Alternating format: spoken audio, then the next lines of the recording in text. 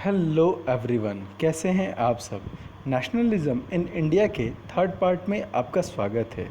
Last day हम लोग non cooperation movement जो है पढ़ रहे थे और उसमें हमने ये देखा था कि किस तरह से नॉन कोऑपरेशन मूवमेंट का बैकग्राउंड बनता है। वर्ल्ड वार के कारण मूवमेंट आगे बढ़ता है और फाइनली धीरे धीरे जो है ये स्लो होने लगता है और उसमें वायलेंस काफ़ी ज़्यादा बढ़ जाता है। और गांधी को यह महसूस होने लगा कि इस मूवमेंट को ख़त्म कर देना बहुत ज़रूरी है। क्यों बंद हुआ? कई सारे रीज़न थे। हुआ क्या था, जैसा कि आपको बताया था कि जिन लोगों ने स्टार्टिंग दौर में पार्टिसिपेट किया, बाद में उनको लगने लगा कि साहब एक साल में इंडिपेंडेंस तो मिली नहीं, तो फिर इस मूवमेंट का फ़ायदा क्या है। तो बहुत सारे लोग वापस जो अपने काम को ज्वाइन करने लगे, नंबर वन। सेकेंड थिंग क्या था कि वायलेंस बहुत ज़्यादा बढ़ गया था, क्योंकि सरकार का भी रिएक्शन बहुत ज़्यादा, शांतिपूर्ण आंदोलन होते थे, जनता भी भड़क जाती थी और दूसरी ओर सरकार भी बहुत जो है बुरी तरह से चीज़ों को सप्रेस करती थी। तो गांधी को लगने लगा जो है कहीं ना कहीं जो है चीज़ें अब गलत डायरेक्शन में जा रही है। हमने नॉन वायलेंस की बात की थी और यहाँ ज़बरदस्त वायलेंस हो रहा है। Second thing. थर्ड थिंग क्या होता है जो कि आपके आपके सिलेबस में नहीं है। केरला में क्या हुआ कि एक सीन था कि मोपला केस जो है बड़ा फेमस रहा कि वहाँ पर क्या था, जमींदार हिंदू थे और किसान मुस्लिम थे। अब होता क्या है, ये किसान जमींदारों के खिलाफ मूवमेंट शुरू करते हैं, ठीक है, और जमींदारों ने उन पर अत्याचार किया। स्वाभाविक तौर पे यह लड़ाई जमींदार और किसानों की थी और इसको हिंदू मुस्लिम का रंग दे दिया गया, क्योंकि जमींदार हिंदू थे, किसान मुस्लिम थे, और देश भर में दंगे भड़क गए। एक और ये कहा गया कि साहब देखिए, हिंदू जो है मुस्लिमों का साथ दे रहे हैं और वहाँ मुस्लिम लोग जो है हिंदुओं को मार रहे हैं। खैर, तो ये सारे फैक्टर थे जिसके कारण गांधी के मन में धीरे धीरे ये मूड बनने लगा कि हमको आंदोलन बैक होना है। इसी बीच एक अजीब सी दुर्भाग्यपूर्ण कंडीशन हुई फरवरी में, चौरी चौरा इंसिडेंट। ठीक है, मैप में आपको ऑलरेडी उस दिन दिखा दिया था, नहीं होगा लास्ट वीडियो में जा करके आप देख लीजिएगा। चौरी चौरा गोरखपुर के पास यूपी में है, यूपी में गोरखपुर के पास है। होता क्या है, यहाँ पर एक जो है किसानों का पीसफुल प्रोटेस्ट चल रहा था। हुआ क्या, जो सिपाही आए उन्होंने मना किया और जो है वो इनका प्रोटेस्ट आगे बढ़ते रहा। तो सिपाहियों ने क्या किया, उस भीड़ पर फायरिंग कर दी। जब भीड़ पे फायरिंग कर दी तो लोग नाराज़ हुए, उन्होंने जो है पुलिस वालों को दौड़ा दिया। पुलिस वाले जाकर के थाने में छिप गए और जो है गांव वालों ने क्या किया, पूरे थाने में आग लगा दी और 22 पुलिस वाले जल करके मर गए। ठीक है, गांधी जी इस घटना से बहुत शॉक्ड हुए। उनको लगा कि साहब हमने जब बात टोटली नॉन वायलेंस की थी तो इन लोगों ने वायलेंस किया क्यों, तो हम इस मूवमेंट को इमीडिएट स्टॉप करते हैं। अब कुछ लोग इसको क्रिटिसाइज़ करते हैं कि साहब ऐसा बिल्कुल नहीं करना चाहिए, एक 5 लाख गांव इस देश में है, उसमें एक गांव ने गलती की है, उसकी सज़ा बाकी देश को क्यों दी जाए। दूसरी ओर गांधी और उनके कुछ जो समर्थक थे उनको ये लगता था कि साहब इस इंसिडेंट को बहाना ले करके सरकार इस मूवमेंट को इतने गंदे तरीके से क्रश करेगी कि दोबारा कोई मूवमेंट स्टार्ट करना पॉसिबल नहीं रह जाएगा। तो गांधी को एक बढ़िया मौका लगता है और गांधी ने इस मूवमेंट को यहीं ख़त्म किया। इंसिडेंट कब हुआ? फरवरी 1922। कहाँ पर हुआ? चौरी चौरा गोरखपुर के पास से। ठीक है, तो इस तरह से ये मूवमेंट ख़त्म हो जाता है।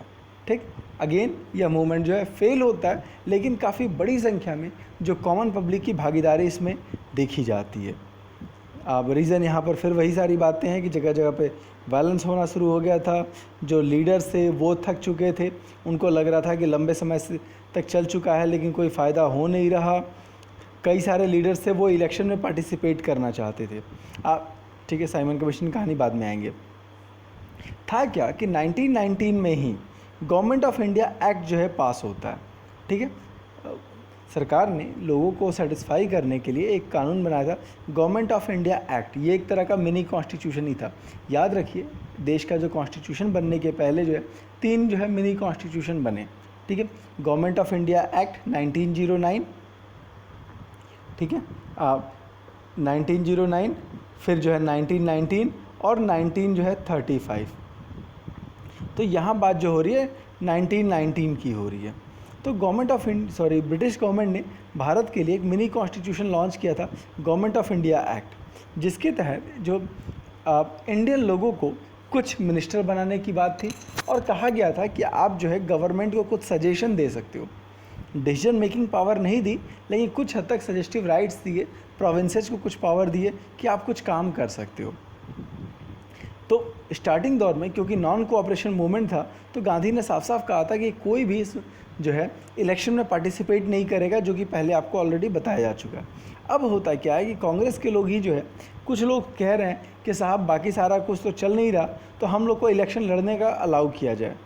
गांधी और उनके जो कट्टर समर्थक थे वो लोग इस बात के लिए एग्री नहीं थे, बट कुछ लोग एग्री हुए। CR दास और जो मोतीलाल नेहरू, ये नेहरू जी के पिता थे, इन्होंने क्या किया, एक स्वराज पार्टी बनाई कांग्रेस के भीतर ही, कांग्रेस के बाहर नहीं गए, कांग्रेस के भीतर ही स्वराज पार्टी बनाई और जो है इलेक्शन लड़ने का डिसीजन लिया। तो जब आप इलेक्शन लड़ लिए तो गवर्नमेंट से आपका नॉन कोऑपरेशन तो वैसे ही ख़त्म हो गया, ठीक है। तो इस तरह से चुनाव लड़ते भी हैं और बहुत अच्छे से जीतते हैं। दूसरी ओर जो यंग लीडर्स हैं, जिनमें जवाहरलाल नेहरू और सुभाष चंद्र बोस थे, इन्होंने कहा साहब किसी भी हाल में हमको अंग्रेज़ों से बिल्कुल समझौता नहीं करना और हमको जो है फुल इंडिपेंडेंस की अब डिमांड करनी चाहिए। तो कांग्रेस में ही जो है एक तरह से दो गुट बन जाता है। गांधी का क्या हुआ, तो अंग्रेज़ों को मौका मिल गया कि साहब देखिए कांग्रेस के लोग जो है खुद ही गांधी से नाराज़ हैं, तो एक काम, कांग्रेस ही दो पार्ट में डिवाइड होने जैसी लग रही है, तो एक काम करो गांधी को उठा के जेल में डाल दो। तो गांधी को 6 साल के लिए जेल में डाल दिया था। मज़े की बात यह है कि जिस जज ने गांधी को जेल में डाला, उसने कहा कि देखिए आज तक मैंने जितने भी केसेस देखे हैं, आपका केस इसमें सबसे अलग है। और यकीन मानिए क्योंकि जो है आप जिन लोगों को के लिए आप लड़ रहे हो वो लोग आपको भगवान मानते हैं और निश्चित तौर पे आप महान आदर्शों वाले व्यक्ति हैं, और अगर क्योंकि रूल है तो आपको सज़ा देनी पड़ेगी, लेकिन अगर किसी कारण से आपकी सज़ा में कोई कमी हुई तो मुझसे ज़्यादा खुश कोई नहीं होगा। यू कैन इमेजिन कि एक जज जो है उसके सामने जो है एक सो कॉल्ड क्रिमिनल खड़ा हुआ है जिस पर आरोप लगे हैं, और उसके बारे में कह रहा है कि अगर सरकार आपको माफ़ कर देती है तो मेरे से ज़्यादा खुश कोई नहीं होगा। तो ये गांधी का फेनोमेना था। खैर, तो यहाँ तक जो है गांधी पॉलिटिक्स से बाहर हो जाते हैं और कांग्रेस एक तरह से दो तरह के ग्रुप में डिवाइड होने लगती है। डिवाइड हुई नहीं, बस अंदर ही अंदर जो है दोनों लोग, जो पुराने लोग हैं उनमें जो है एक अलग तरह चुनाव लड़ने का डिसीजन लिया स्वराज पार्टी के बैनर के तहत, और जो नए लोग हैं वो कह रहे हैं कि नहीं, हमको जो है फुल इंडिपेंडेंस के लिए सोचना चाहिए। ठीक, अब 1926 तक आते आते कंडीशन एक अलग तरीके से ख़राब होती है। था क्या कि आपको बताया गया था कि वर्ल्ड वार जो है ख़त्म हो चुका था। इस वर्ल्ड वार में क्या हुआ था, पूरी दुनिया जो है ज़बरदस्त तरीके से बर्बाद हो गई थी। सारे देशों, यूरोपियन कंट्रीज़ ने एक दूसरे पर इतने बम डाले थे कि यूरोपियन कंट्रीज़ बर्बाद हो गई थी। और उस दौर में इकोनॉमी का मतलब ही यूरोप था, क्योंकि मोस्ट ऑफ इंडस्ट्री से लेकर के सारी कॉलोनी बनाने वाली पावरफुल कंट्रीज सब के सब वहीं थे। अब होता क्या कि इंडिया से जो बड़े बड़े एक्सपोर्ट्स होते थे, स्पेशली ग्रेन्स का एक्सपोर्ट बहुत ज़्यादा होता था। तो जो ग्रेन्स का एक्सपोर्ट हुआ वो एकदम से जो है ठप पड़ गया, क्योंकि यूरोप में ख़रीदने के लिए किसी के पास पैसा ही नहीं बचा। और हालत ये हो गई कि फूड प्राइसेस बहुत तेज़ी से गिरे। सीधी सी बात है, जब माल बिक नहीं रहा तो कोई ख़रीदने वाला नहीं, जब ख़रीदने वाला नहीं तो भाव बहुत तेज़ी से गिरे। जब भाव गिरे तो किसानों की जो है हालत ख़राब हो गई, क्योंकि वो अब टैक्स नहीं पे कर पाते। तो उन्होंने ये कहा कि साहब हमारा कम से कम टैक्स तो माफ़ कर दो, ठीक है। लेकिन अब सरकार क्यों टैक्स माफ़ करने लगी? इसका असर ये हुआ कि जो पूरा कंट्री साइड, जो देहाती इलाके थे, वो बुरी तरह से जो है परेशान होने लगे। वहाँ पर जो है विद्रोह की घटनाएँ शुरू हुई। एक आस्पेक्ट ये हो गया इकोनॉमिक बैकग्राउंड। दूसरी ओर क्या था कि ब्रिटेन में एक टोरी पार्टी की सरकार थी, जो बड़ी कंजर्वेटिव और बड़ी जो है मतलब क्या कहते हैं, आप कह सकते हो एंटी इंडिया चलती थी। उन्होंने क्या किया, इंडिया के कंडीशन को रिव्यू करने के लिए एक कमीशन बनाया जिसको बोला गया Simon commission. John Simon head थे और उन्हीं के लीडरशिप में एक कमीशन बनाया गया, साइमन कमीशन। याद रखिए, छोटे छोटे पॉइंट में इस तरह क्वेश्चन खूब आते हैं। तो साइमन कमीशन को बोला कि आप इंडिया जाइए, इंडिया की कंडीशन को स्टडी कीजिए और बताइए कि हमको इंडिया में और क्या रिफॉर्म कर सकते हैं गवर्नमेंट में, ठीक है। तो साइमन कमीशन जो है इंडिया आता। अब समस्या क्या थी कि साइमन कमीशन में एक भी इंडियन नहीं था। जो अपनी टीम लेकर के आ रहे थे उसमें एक भी इंडियन नहीं था। तो इसी बात पर इंडियन नेताओं ने कहा कि साहब आप भारत के लिए कॉन्स्टिट्यूशन बनाने की बात कर रहे हो, भारत के फ़ायदे के लिए बात कर रहे हो, के लिए प्लान बनाने आ रहे हो, और आपको एक इंडियन ऐसा नहीं मिला जो भारत के बारे में सोच सके। तो ये डिसाइड किया गया कि साहब हम इस कमीशन का विरोध करेंगे। तो साइमन कमीशन जैसे ही 1928 में भारत आता है, हर जगह जो है उसका वेलकम गो बैक साइमन से होता है। कांग्रेस पार्टी और दूसरी जो सेकंड जो है पावरफुल पार्टी थी मुस्लिम लीग, दोनों ने जो है इस पार्टी का बहुत विरोध किया साइमन कमीशन का कि साहब हमको आपसे बात ही नहीं करनी। आप चाहें जो कीजिए, हमको आपसे बात नहीं करनी, क्योंकि आप किसी इंडियन को इस लायक ही नहीं समझ रहे हो कि हम कोई सजेशन दे सकें, तो हम आपसे क्यों बात करें। ठीक है, विरोध। यहीं पर एक छोटा सा रेफरेंस आता है लाला लाजपत राय का, क्योंकि विरोध हर जगह था, तो पंजाब में ही जो है एक पब्लिक डिमॉन्स्ट्रेशन हो रहा था, वहीं पे लाला लाजपत राय जो है एक गैदरिंग को लीड कर रहे थे, तो इतनी जो है उन पर लाठीचार्ज हुआ कि उनकी डेथ हो गई थी। और भगत सिंह इसीलिए नाराज़ होकर के उन्होंने जो है क्या कहते हैं अपने जो है इंसिडेंट किए थे, उन्होंने जो है उस पुलिस अधिकारी को जान से मारने की कोशिश की थी। खैर, तो अब हम जो है टॉपिक पे आते हैं। तो साइमन का विरोध होता है। अब जब विरोध हुआ तो मीडिया वालों ने जो है ब्रिटिश सरकार से पूछा कि साहब आप जो है क्या कहते हैं किसी इंडियन को क्यों नहीं लिए, ये तो वाकई से सही इंडियंस की डिमांड है। तो उन्होंने एक बात कही कि साहब इंडियन लोग किसी बात पे एग्री हो ही नहीं सकते। कहा कि इतने सारे व्यूज़ हैं, इतने सारे लोग हैं कि वो किसी बात पे एग्री होते ही नहीं। तो फिर मीडिया ने एक सवाल किया कि साहब अगर इंडियन लोग किसी बात पे अगर एग्री हो जाएं, अपना खुद का कॉन्स्टिट्यूशन बना लें, तो क्या आप उनके कॉन्स्टिट्यूशन को मान लोगे? तो उस समय जो है उनके जो मंत्री थे उन्होंने कहा हाँ साहब मान लेंगे, पहले इंडिया ने अपना एक कॉन्स्टिट्यूशन बना के तो दिखाएं। ठीक है, ये एक अलग कहानी है।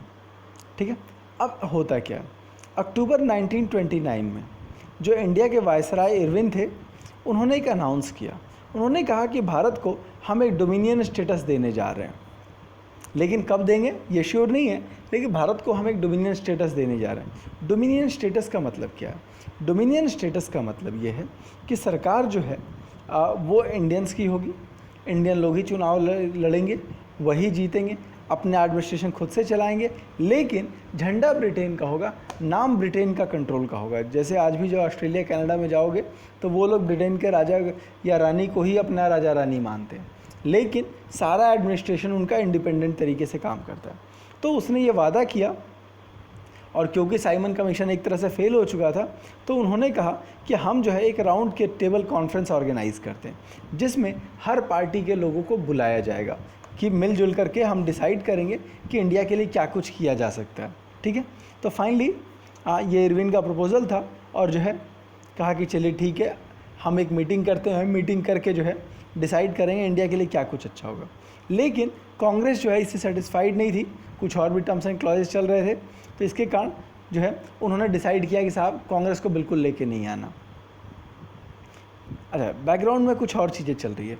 आपको जो बताया था कि कांग्रेस पार्टी जब जो है लॉर्ड बर्कनहेडी थे, जिन्होंने कहा था कि इंडियन लोग किसी बात पे एग्री नहीं हो सकते, उसी टाइम जो मोतीलाल नेहरू थे, कौन थे? जवाहरलाल नेहरू के पिता। उन्होंने क्या किया, इंडिया के लिए पहली बार कॉन्स्टिट्यूशन का ड्राफ्ट बनाया। ठीक है, पहली बार एक जो है फ्रेमवर्क बनाया, जिसके बेस पे उन्होंने बताया कि साहब हम इस तरह का कॉन्स्टिट्यूशन बनाना चाहते हैं। ठीक है,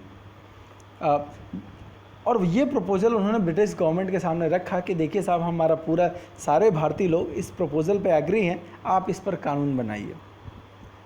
सीधी सी बात है, अंग्रेज़ों ने तो सिर्फ बकने के लिए बोल दिया था, करना तो था नहीं। उन्होंने क्या किया, उस प्रपोज़ल को डस्टबिन में डाल दिया। ठीक है, तो एक साथ जो है 2-3 एंगल चल रहे हैं। अब जो है कांग्रेस पार्टी में ऐसे लोगों का प्रभाव बढ़ रहा है जो यंग हैं और बड़े रेडिकल किस्म के लोग हैं। नेहरू के 2 एस्पेक्ट हैं। जब देश आज़ाद हो जाता है तो वो बड़े क्या कहते हैं थोड़े से लिबरल और मॉडरेट थॉट में आते हैं, और स्टार्टिंग दौर में नेहरू जो है एक रेडिकल और बहुत एग्रेसिव लीडर के तौर पे आते हैं। तो नेहरू ये कहते हैं कि साहब हमको फुल इंडिपेंडेंस की डिमांड करनी चाहिए। ठीक है, दूसरी ओर जो पुराने बूढ़े लीडर थे, लिबरल्स और मॉडरेट्स, उनका कहना था कि साहब अगर हमको एक कॉन्स्टिट्यूशनल सिस्टम मिल जाता है, डोमिनियन स्टेटस मिल जाता है, तो हम एग्रीड हैं, हमको इंडिपेंडेंस के लिए नहीं सोचना चाहिए। सीधी सी बात है, अंग्रेज लोग हमको जो है ऐसे आज़ादी नहीं देने वाले। फाइनली दिसंबर 1929 आता है। ठीक है, ये लाहौर सेशन इम्पॉर्टेंट है। दिसंबर 1929 में जो जवाहरलाल नेहरू कांग्रेस पार्टी के अध्यक्ष बनते हैं, लाहौर में मीटिंग हो रही है, इसीलिए इसको लाहौर कांग्रेस बोलते हैं। यहाँ पर उन्होंने पूर्ण स्वराज का नारा दे दिया कि आज के बाद से हम जो है फुल इंडिपेंडेंस की लड़ाई लड़ते हैं। हुआ क्या था कि इन्होंने जो है अल्टीमेटम दिया था कि हमारे कॉन्स्टिट्यूशन को इम्प्लीमेंट कीजिए, अंग्रेज़ों ने नहीं किया। इन्होंने 1 साल की वार्निंग दी कि साहब 1 साल के भीतर अगर आप जो है हमारा कॉन्स्टिट्यूशन मान लेते हैं। दिसंबर 1920 1 साल की धमकी दिया था, अंग्रेज़ों ने नहीं माना। तो उन्होंने कहा कि आज से, क्योंकि अंग्रेज हमारी बात नहीं सुन रहे, तो आज से हम डिसाइड करते हैं कि हम देश में फुल फ्रीडम के लिए, पूर्ण स्वराज के लिए आज से लड़ाई लड़ते हैं। तो कब हुआ था? तो लाहौर कांग्रेस में। मंथ क्या था? तो दिसंबर 1929। हेड कौन थे? जवाहरलाल नेहरू। डिमांड क्या थी? पूर्ण स्वराज। ठीक है, उसके बाद ये तो हो गया। इसके बाद उन्होंने 1 महीने का और अल्टीमेटम दिया। ठीक है, कि हम जो है 26 जनवरी 1930 का वेट करते हैं, कि 1 महीना आपको फिर से डेडलाइन देते हैं कि आप जो है हमारा कॉन्स्टिट्यूशन मान लीजिए, नहीं तो हम आज़ादी की लड़ाई शुरू करेंगे और उस दिन हम इंडिपेंडेंस डे मनाएंगे। ठीक है, फाइनली अंग्रेज़ों ने फिर कुछ नहीं करना था, तो इन्होंने इंडिपेंडेंस डे मना डाला और कहा कि हम लोग कसम खाते हैं कि अब हम पूरी आज़ादी ले करके रहेंगे, चाहे जो हो, हम लड़ते लड़ते भले जान दे देंगे, लेकिन लेंगे तो अब आज़ादी ही, हमको अब डोमिनियन स्टेटस नहीं चाहिए। ठीक है, अब सोच के देखो, एक और जहाँ पर कांग्रेस ने कह दिया है कि हमको अब फुल इंडिपेंडेंस चाहिए, दूसरी ओर क्या लगता है, अंग्रेज़ लोग जब मीटिंग कर रहे हैं उसमें कांग्रेस पार्टी को बुलाएंगे। ऑब्वियसली उन्होंने कहा साहब हमको कांग्रेस से बात ही नहीं करनी। तो कांग्रेस भी कह रही है हमको अंग्रेज़ों से बात नहीं करनी, अंग्रेज़ भी कह रहे हैं कि राउंड टेबल कॉन्फ्रेंस में हमको जो है कांग्रेस पार्टी से बात नहीं करनी। तो राउंड टेबल कॉन्फ्रेंस जो है कुल मिलाकर के 3 होते हैं। ठीक है, 3 राउंड टेबल कॉन्फ्रेंस होते हैं। पहली मीटिंग में कांग्रेस पार्टी को नहीं बुलाया जाता, बाकी सारे इंडियन पार्टीज़ और लोगों, इंपॉर्टेंट लोगों को बुलाया गया, दलितों को बुलाया गया, ब्राह्मणों को बुलाया गया, राजाओं के लोगों को बुलाया गया, अलग अलग तरह के लोगों को बुलाया गया, बाकी सारी पार्टियों को बुलाया गया, बट कांग्रेस पार्टी को एकदम से बैकआउट कर दिया गया। ठीक है, यहाँ पर इंडिपेंडेंस डे प्लेज का जो प्लेज है उस दिन लिया गया था, उसी के बारे में है कि हम विश्वास करते हैं कि हर एक इंडियन व्यक्ति का यह अधिकार है कि उसके पास फ्रीडम होनी चाहिए और हर कोई जो है अच्छी ज़िंदगी जीने के लिए जो कुछ भी राइट्स मिलने चाहिए वो उसे मिले।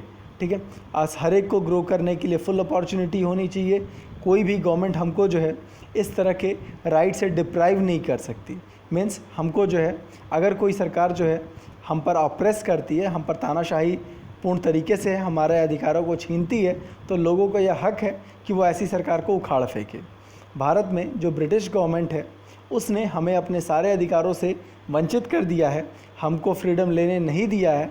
तो यह लोगों की इच्छा है और लोगों को चाहिए कि हमें लड़ाई लड़नी है। अंग्रेज़ों के कारण हमारा देश जो है इकोनॉमिकली, पॉलिटिकली, कल्चरली पूरी तरह से बर्बाद हो गया है। ठीक है, तो इसलिए हमें चाहिए कि हम आज से फुल इंडिपेंडेंस, कंप्लीट इंडिपेंडेंस या पूर्ण स्वराज के लिए लड़ाई लड़ें।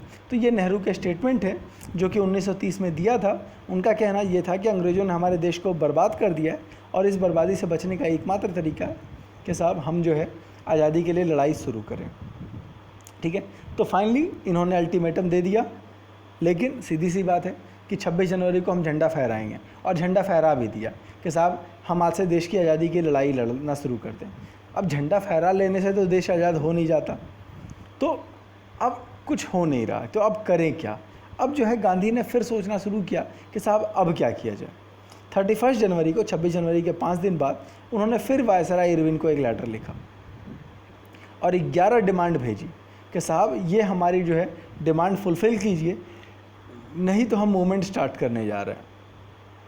इसमें जो है अलग अलग लोगों की अलग अलग डिमांड थी, इंडस्ट्रियल्स की, पीजेंट्स की, वर्कर्स की, कॉमन लोगों की, नेताओं की, तो अलग अलग तरह की अलग अलग डिमांड्स हैं, जिसमें सबसे कॉमन जो आइडेंटिटी, सबसे इम्पॉर्टेंट जो चीज़ें उन्होंने पकड़ी उसको उठाया, abolition of salt tax. Salt tax क्या था? अंग्रेज़ों ने क्या किया उस दौर में, उनको लगा कि साहब नमक एक ऐसी चीज़ है जिसको सब खाते हैं, अमीर भी खाते हैं, गरीब भी खाते हैं, तो क्यों ना हम इस नमक पर ही टैक्स लगा दें। क्योंकि नमक पर अगर टैक्स बढ़ जाएगा तो इससे क्या होगा कि प्रॉफिट उनको बहुत ज़्यादा होगा। तो अंग्रेज़ों ने क्या किया, नमक पर बहुत हैवी टैक्स लगा दिया। इवन कि उन्होंने कहा कि नमक का प्रोडक्शन का काम जो है सिर्फ अंग्रेज़ों से सर्टिफाइड लोग ही कर पाएंगे, हर कोई नमक का प्रोडक्शन नहीं करेगा। अंग्रेज़ों से परमिशन ले करके कुछ खास लोगों को ही अलाउ किया जाएगा कि वो नमक बना सकें।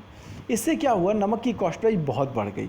ठीक है, अब गांधी को लगा कि साहब ये सबसे शानदार चीज़ है जिससे कि हम एक बहुत बड़ा मूवमेंट खड़ा कर सकते हैं। क्यों? क्योंकि नमक तो हिंदू भी खाएगा, मुस्लिम भी खाएगा, साउथ इंडियन भी खाएगा, नॉर्थ इंडियन भी खाएगा, अमीर भी खाएगा, गरीब भी खाएगा।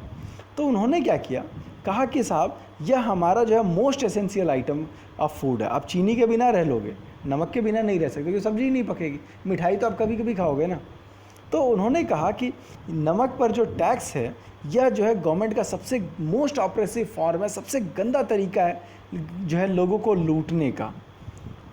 सेकेंड थिंग, उन्होंने कहा कि हम इसके बाद से अगर आपने हमारी बात नहीं मानी तो हम खुद से नमक बनाएंगे। ठीक है, गांधी ने जो है 11 मार्च के लिए अल्टीमेटम दे दिया कि ये सारे हमारे जो मांगे हैं ये पूरी हो जानी चाहिए, नहीं तो हम मूवमेंट खड़ा करेंगे। अंग्रेज़ों ने फिर वो लेटर लिया, लेकर डस्टबिन में डाल दिया। फाइनली ये जो है गांधी और कांग्रेस ने डिसाइड कर लिया कि अब हम सिविल डिसोबीडियंस मूवमेंट स्टार्ट कर रहे हैं। अब एक चीज़ आ रही है, लास्ट टाइम क्या था, नॉन कोऑपरेशन था। ठीक है, नॉन कोऑपरेशन, इस बार क्या है, सिविल डिसोबीडियंस। दोनों में डिफरेंस क्या है? ठीक है, जब हम नॉन कोऑपरेशन की बात करते हैं तो नॉन कोऑपरेशन का मतलब है कोऑपरेट नहीं करना।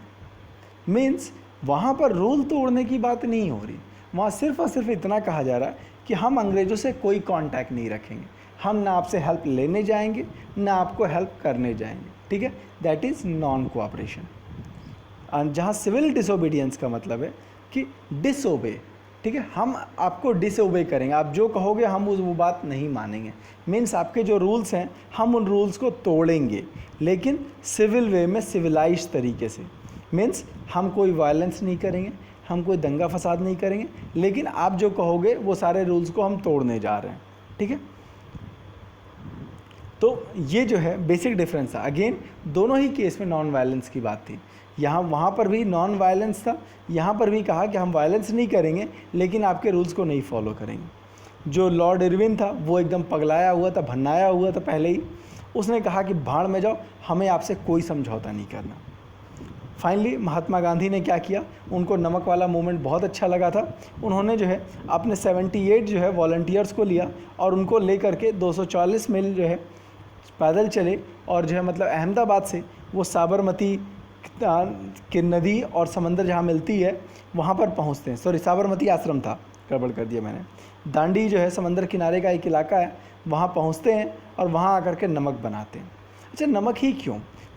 आपने जो है एक फेमस डायल, एक तो नमक सबको टच करती थी, चाहे गरीब हो अमीर हो, सबको यूनाइट करती थी, नंबर 1।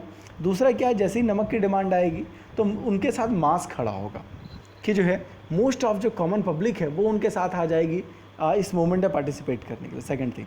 थर्ड थिंग क्या है कि इंडियन माइथोलॉजी में नमक खाना जो है बहुत जो है फेथ की बात मानी जाती है। आपने शोले का फेमस डायलॉग भी सुना होगा कि सरदार मैंने आपका नमक खाया, it means I am very loyal to you. ठीक है, मैं आपके प्रति बहुत वफादार हूँ। तो वही वो कहता है कि आप गोली खा, ठीक है, कि अगर इतने ही लॉयल हो तो आप गोली खा के दिखाओ।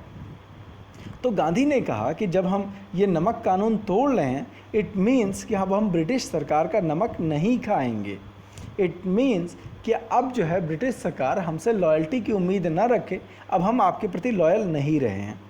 फाइनली जो है गांधी जो है लगभग 24 जो है दिन तक लगातार चलते हैं, 10 माइल पर डे, और फाइनली जो है 6 अप्रैल को जो है वो दांडी पहुंचते हैं और पहली बार उन्होंने जो है कानून को तोड़ा और तोड़ करके समंदर का पानी गर्म करके उन्होंने नमक बनाया।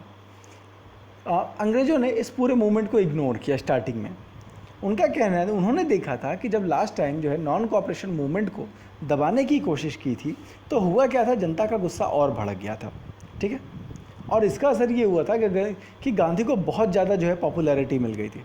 तो उन्होंने सोचा कि एक काम करो, भाड़ में जाओ, ये जो कर रहा है करने दो, हमको कुछ नहीं करना, जो कर रहा है करने दो, इग्नोर करो।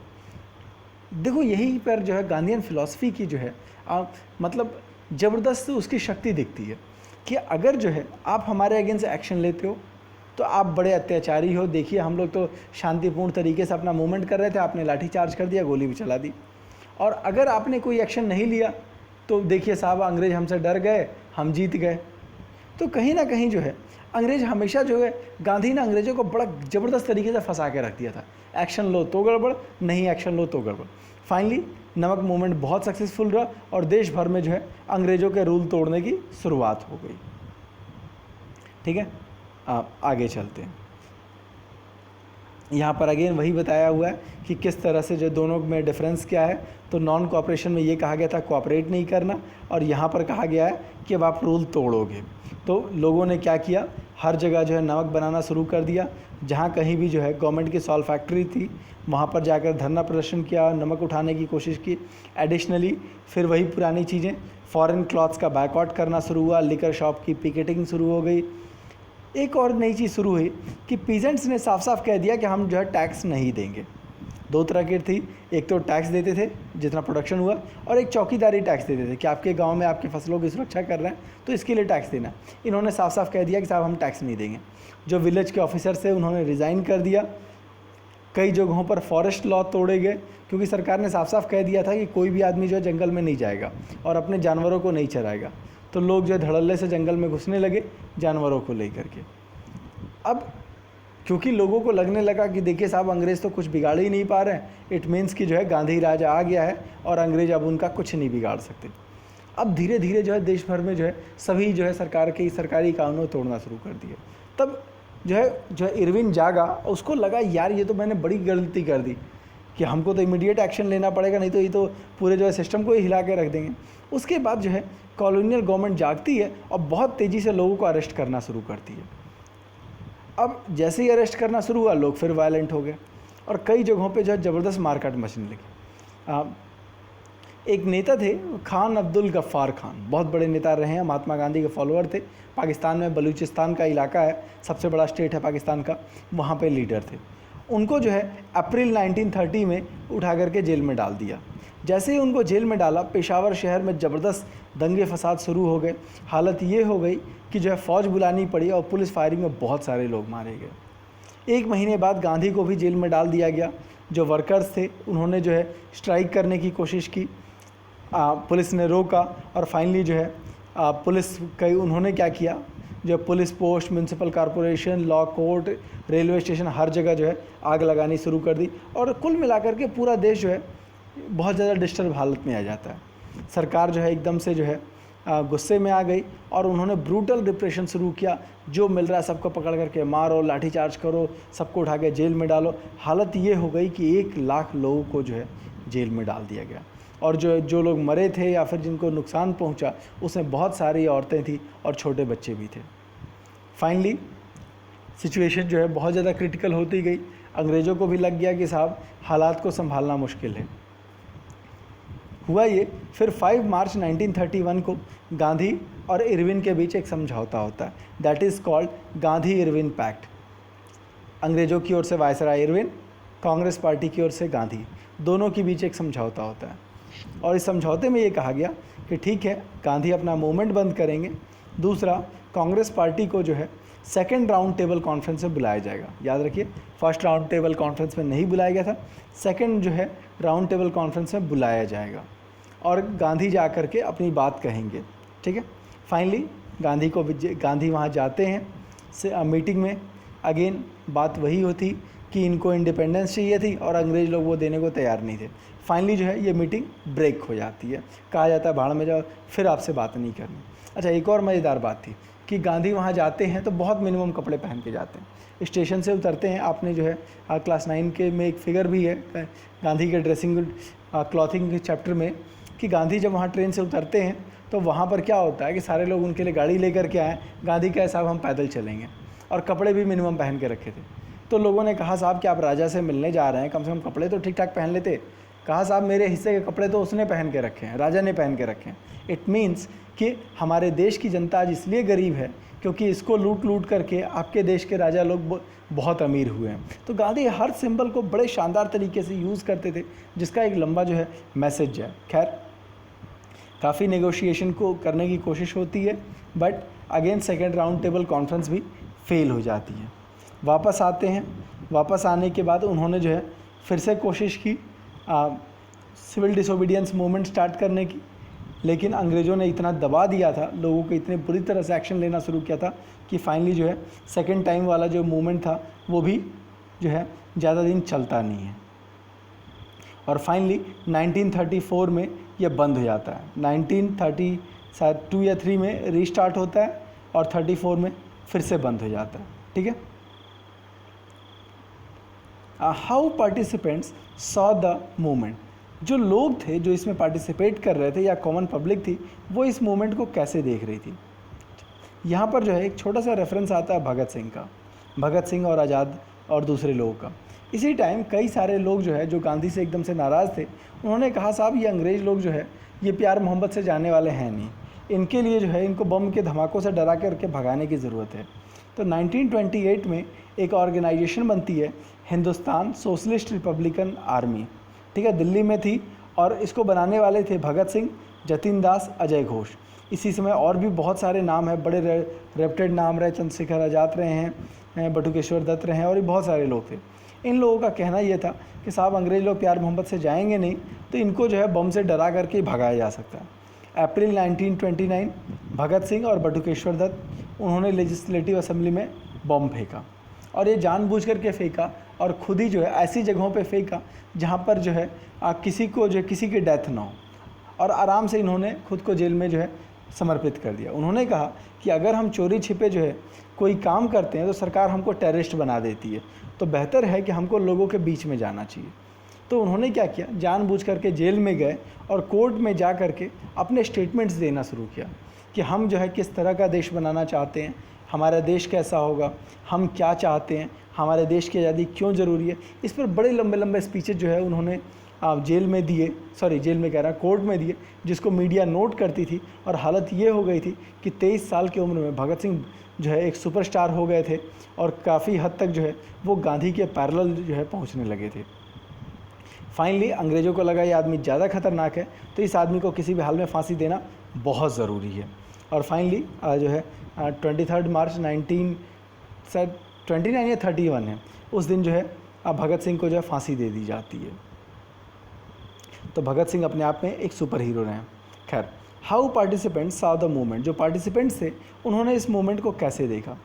तो अलग अलग लोग, जैसे कि जो है कुछ बड़े जो किसान थे, जैसे पाटीदार गुजरात में और जाट उत्तर प्रदेश के, इन लोगों ने इस मूवमेंट को ज़बरदस्त सपोर्ट किया।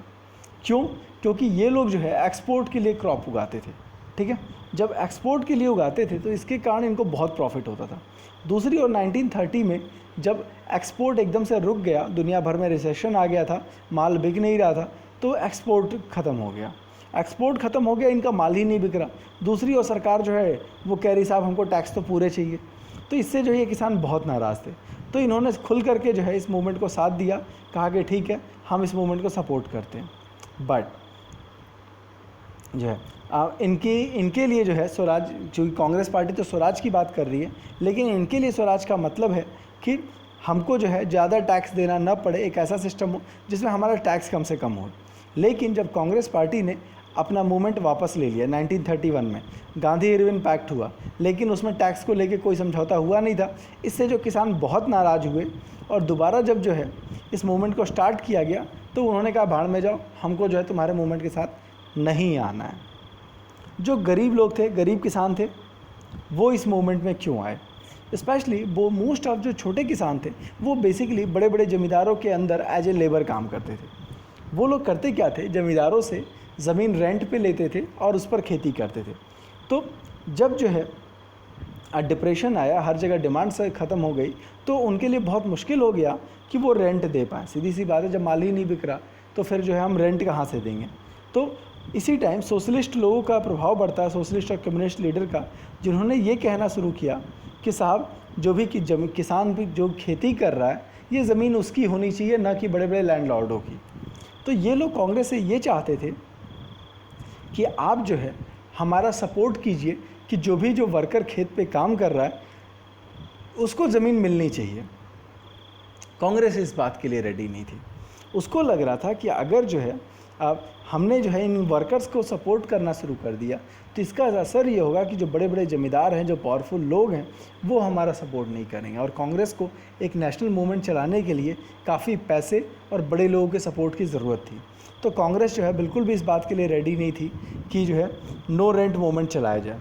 जो कम्युनिस्ट हैं, जिनका कि जो है किसानों में अच्छा प्रभाव था, स्पेशली जो लोअर किसान थे, गरीब किसान थे, तो वो चाह रहे हैं कि लो रेंट कैंपेन स्टार्ट किया जाए और जो ज़मीन है वो सारी की सारी किसानों को दे दी जाए, ठीक है, जो लैंडलेस वर्कर्स हैं। लेकिन कांग्रेस इस बात के लिए रेडी नहीं है और हमेशा कन्फ्यूजन में बनी रही थी। बिजनेस क्लास का हाल क्या था? जब फर्स्ट वर्ल्ड वॉर चल रहा था तो बिजनेसमैनों ने खूब पैसे कमाए। क्यों कमाए?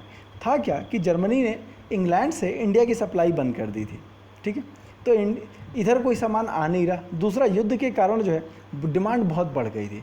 तो इंडियन बिजनेसमैनों ने खूब पैसे कमाए। जैसे टाटा को बहुत बड़े बड़े ऑर्डर मिले कि साहब आप जो है रेल की पटरियां बनाइए और बहुत सारी चीज़ें बनाइए।